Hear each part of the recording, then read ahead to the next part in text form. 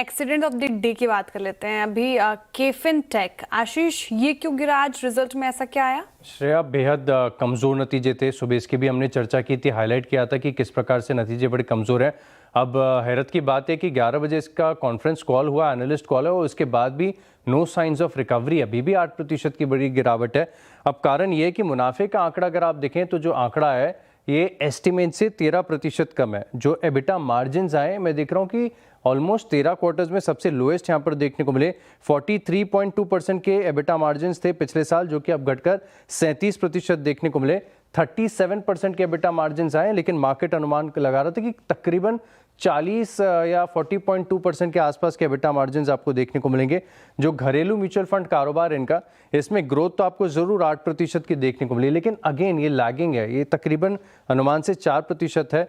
जो इनका IPO issuer solution segment है, यहाँ पर देखें तो 16% की गिरावट आई है। और इनफैक्ट अगर आप इसको एस्टिमेट्स के मुकाबले देखें तो हॉरिफिक प्रदर्शन है, 31%, बड़ा कमजोर। कॉस्ट टू इनकम रेशियो यहाँ पर बढ़त आपको देखने को मिली है। एबिटा में अच्छी खासी गिरावट है। और दिक्कत की बात है कि परफॉर्मेंस जब ढीला हो जाए तब सबको याद आ जाता है कि इसकी वैल्यूएशन तो बड़ी महंगी है। इनफैक्ट मैं देख रहा था कि FY27 के हिसाब से फॉरवर्ड ईपीएस देखें तो ऑलमोस्ट 37 टाइम्स पर चल रहा है। तो महंगे वैल्यूएशन, धीमी ग्रोथ, और इसी के चलते स्टॉक में बड़ी गिरावट।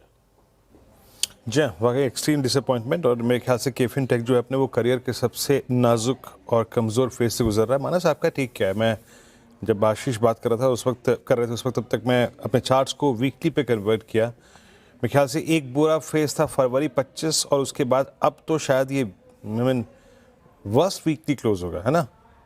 Heading towards 200 week exponential average. आपके पास अर्निंग्स का सपोर्ट नहीं है। कहाँ तक का डाउन साइड देख रहे हैं आप? देखिए, केफिन टेक में एक सपोर्ट अगर हम बात करें तो वो करीब करीब 865 पे है। लेकिन जिस तरह के पैटर्न्स और जिस तरह का फ्रेश ब्रेकडाउन वॉल्यूम साथ देखने को मिला है, उसको देख के लग रहा है कि शायद 865 को भी स्टॉक ब्रेक कर सकता है। और अगर ऐसा होता है तो फिर नेक्स्ट टारगेट 800 रुपए के आसपास का होगा। तो इस गिरावट पे खरीदारी ना करें। कभी कोई उछाल मिले तो वहां पर लॉन्ग पोजिशन से निकलना है। खरीदारी केवल 20 डे मूविंग एवरेज के ऊपर करेंगे, जो कि अभी के लिए 950 है।